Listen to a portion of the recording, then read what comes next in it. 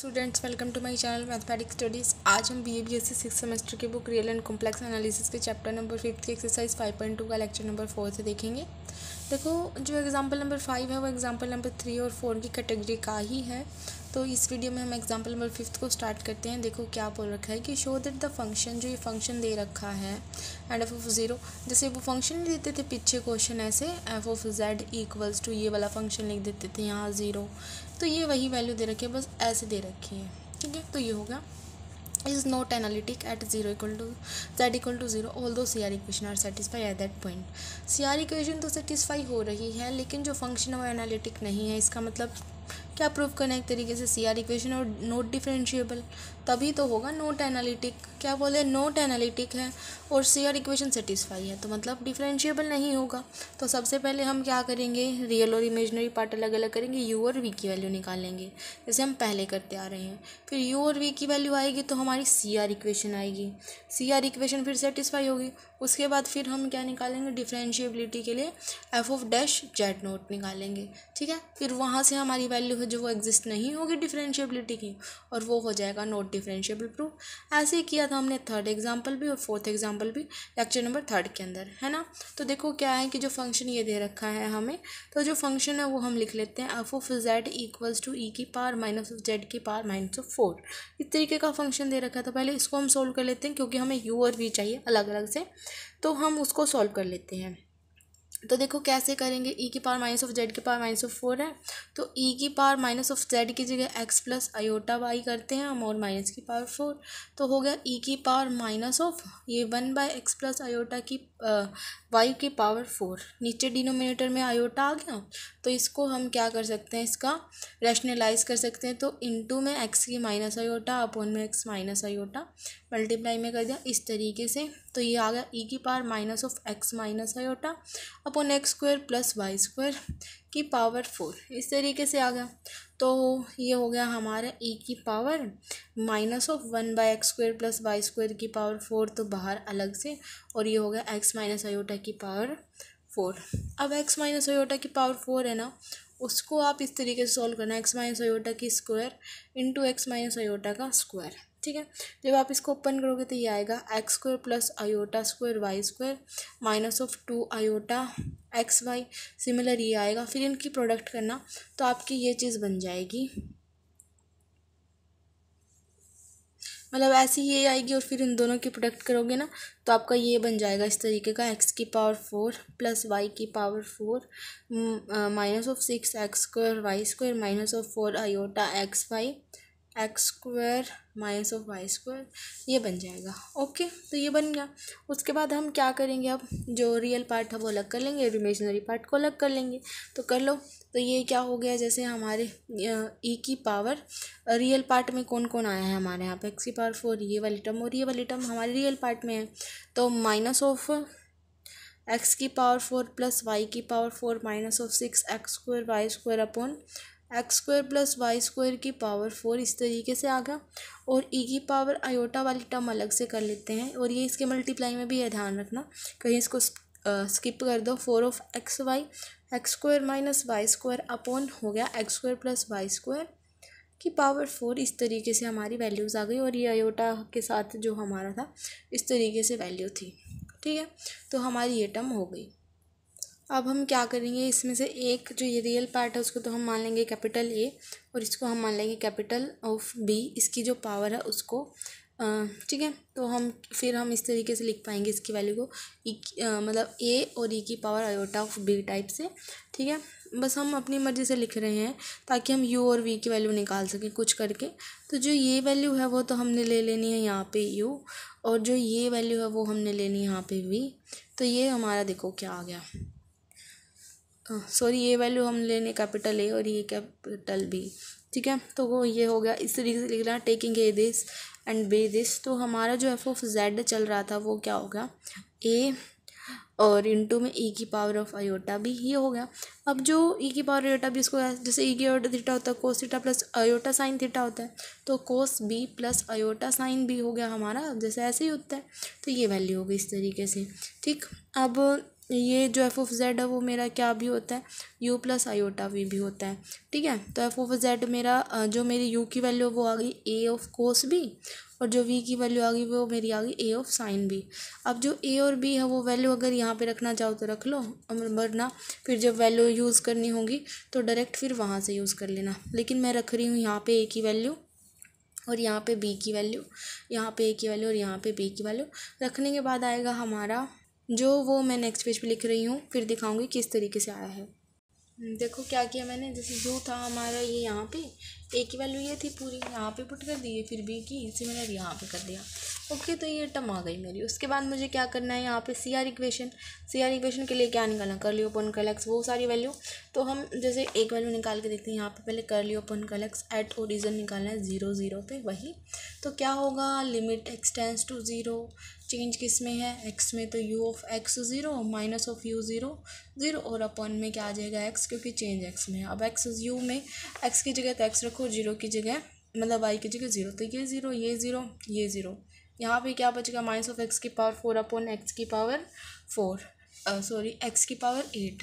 तो यहाँ पे हमारे किस तरीके से आया, देखो जब मैं एक्स की जगह एक्स और 0 की वाई की जगह 0 पुट करी तो ये माइनस एक्स की पावर 4, ये 0 ये 0, नीचे एक्स की स्क्वायर की पावर 4 मतलब एक्स की पावर 8, तो माइनस ऑफ एक्स की पावर 4 अपॉन एक्स की पावर 8 आ गया। माइनस में एक्स की जगह भी 0 वाई की जगह भी 0, तो ख़त्म है ये चीज़, माइनस ऑफ 0 अपॉन एक्स, ये कैंसिल होगा तो क्या होगा, माइनस ऑफ 1/x की पावर 4 अपॉन एक्स। ये क्या हो गया हमारा, यहाँ पे ई की पावर में चल रही थी ये बातें, और अपॉन में एक्स, तो हमारी ये टर्म आ गई इस तरीके से। तो ये क्या बन गया फिर हमारा, लिमिट एक्स टेंस टू 0, और फिर हमारा क्या हो गया यहाँ पे, देखो अगर ये वाली यहाँ पे 0 0 हो जाती तो किसी की पावर 0 तो 1 होगा, लेकिन फिर इसके अंदर हम ये वैल्यू पुट करेंगे यहाँ पे, तो वो टर्म्स किस तरीके से बनेंगी, 0 टाइप की। ठीक है, तो ये होगा 1/e की पावर माइनस ऑफ 1/x की पावर 4 अपॉन एक्स। अगर इसको नीचे ले आएंगे तो क्या हो जाएगा, 1/x e की पावर 1/x की पावर 4। ठीक है, तो ये इस तरीके से बन रही है। अगर x टेंस टू 0 है तो किसी की पावर 1/0 क्या हो जाएगा हमारा, इन्फिनिटी, e की इन्फिनिटी। तो ये तो हमारी मतलब ये वो फॉर्म हो गई थी, पहले तो 0/0, अब 0 इंटू इन्फिनिटी। तो ऐसा तो हो नहीं सकता, तो हम क्या करेंगे, इसकी जो एक्सपेंशन है वो ओपन कर देंगे। e की पावर जो x होता है उसकी एक्सपेंशन होती है जो 1 + x स्क्वायर बाई 2 फैक्टोरियल, इस तरीके से, तो वो वाली एक्सपेंशन ओपन कर रहे हैं।